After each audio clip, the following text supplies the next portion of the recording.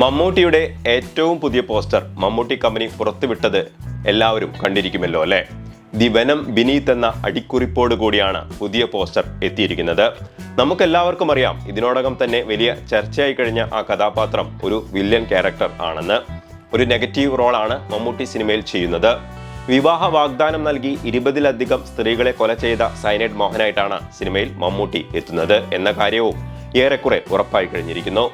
20 സ്ത്രീകളെയും പ്രതിനിധീകരിച്ചുകൊണ്ട് 20 നടികളടക്കം സിനിമയിൽ മൊത്തം 21 നായികമാരാണുള്ളത്. ഒരുപക്ഷെ മലയാള സിനിമയിൽ തന്നെ അപൂർവമായ ഒരു റെക്കോർഡായിരിക്കും ഇത്. ഇത്രയധികം നായകന്മാരുള്ള, അതായത് നായകനോടൊപ്പം ആടാനും പാടാനും വേണ്ടി അല്ലാതെ കൃത്യമായി എഴുതി ചേർക്കപ്പെട്ട കാമ്പുള്ള കഥാപാത്രങ്ങളായി 21 നടിമാർ ഒരു മലയാള സിനിമയിൽ നായികമാരായി എത്തുന്നത് ഒരുപക്ഷെ ഇത് ആദ്യമായിരിക്കും. ഇതിനു മുമ്പ് കുട്ടേട്ടൻ എന്ന സിനിമയിൽ ഒരു വുമണൈസർ കഥാപാത്രമായി മമ്മൂട്ടി എത്തിയപ്പോൾ 4-ലധികം നടിമാർ അതിലുണ്ടായിരുന്നു.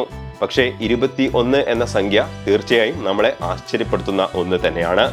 ഇത്രയും കഥാപാത്രങ്ങളെ സിനിമയിൽ കൃത്യമായി സമയനിഷ്ഠിതമായി ഉപയോഗപ്പെടുത്തുക എന്ന് പറയുന്നത് അല്പം ശ്രമകരമായ കാര്യം തന്നെയാണ്. പക്ഷേ ഈ സിനിമ ഒരു ഫിക്ഷൻ അല്ലാത്തതുകൊണ്ടും ഒരു യഥാർത്ഥ സംഭവത്തെ അടിസ്ഥാനമാക്കി ഉള്ളതുകൊണ്ടും തന്നെ കുറെ കുത്തിക്കയറ്റിയ കഥാപാത്രങ്ങളായി നമുക്ക് ഒരിക്കലും അത് ഫീൽ ചെയ്യുകയില്ല. ഓരോ കഥാപാത്രങ്ങളും ശരിക്കുമുള്ള ജീവിതത്തിൽ ആ സ്ത്രീകൾ കടന്നുപോയ മാനസിക സംഘർഷങ്ങളെയും മരണഭീതിയെയുമൊക്കെ കൃത്യമായി അടയാളപ്പെടുത്തും എന്നുള്ളതുകൊണ്ട് തീർച്ചയായും അവർ കഥയോട് ചേർന്ന് നിൽക്കുക തന്നെ ചെയ്യും. അഭിനയിക്കുന്ന എല്ലാ സിനിമകളിലും 100% പോയിട്ട് 80% വിജയം കൈവരിക്കാൻ ലോകത്ത് ഒരു നടനും ഇന്നുവരെ സാധ്യമായിട്ടില്ല. 1-2 സിനിമകൾ പ്രതീക്ഷിച്ച നിലവാരം പുലർത്തിയില്ലെങ്കിൽ കടുത്ത സോഷ്യൽ മീഡിയ അറ്റാക്കിന് വിധേയമാകേണ്ടി വരുന്നത് മമ്മൂട്ടിയെ പോലെയുള്ള നടന്മാർക്ക് പുത്തിരിയായ കാര്യമല്ല. ഇന്നലെ വന്ന നെസ്ലൻ എന്ന പയ്യന്റെ സിനിമ മമ്മൂട്ടി സിനിമയ്ക്ക് മുകളിൽ കളക്ഷൻ നേടുന്നുണ്ട് എന്നുള്ളത് കേട്ട് ആരും നെറ്റിച്ചുളിക്കേണ്ട കാര്യവുമില്ല. കാരണം ഇത് സിനിമയാണ്. പ്രതീക്ഷിച്ചത് പരാജയവും പ്രതീക്ഷിക്കാത്തത് വൻ വിജയവുമാകുന്ന അനിശ്ചിതത്വത്തിന്റെ അയ്യരുകളിയുടെ സിനിമ. അതേ സിനിമ ഇൻഡസ്ട്രിയിൽ 4 പതിറ്റാണ്ടിലധികം 3 തലമുറയിലെ നടന്മാർക്കൊപ്പം പിടിച്ചുനിന്ന ഒരു വ്യക്തിയാണ് 1-2 സിനിമകൾ ഹിറ്റായി എന്നതിന്റെ പേരിൽ ഇന്നലെ വന്ന നടന്മാരോടൊപ്പം താരതമ്യം ചെയ്യുന്നതും സിനിമ നിർത്തി ഇവരോടൊക്കെ വീട്ടിലിരിക്കാൻ ഉപദേശിക്കുന്നതും. ഭീഷ്മ എന്ന സിനിമയിൽ മമ്മൂട്ടിയുടെയും ലൂസിഫർ എന്ന സിനിമയിൽ മോഹൻലാലിന്റെയും സ്ക്രീൻ സ്പേസ് അതിൽ അഭിനയിച്ച മറ്റു പല നടന്മാരെക്കാളും വളരെ കുറവാണ്. എന്നിട്ട് കൂടി ആ സിനിമ മുഴുവൻ നിറഞ്ഞു നിന്നത് ഇവർ തന്നെയായിരുന്നു.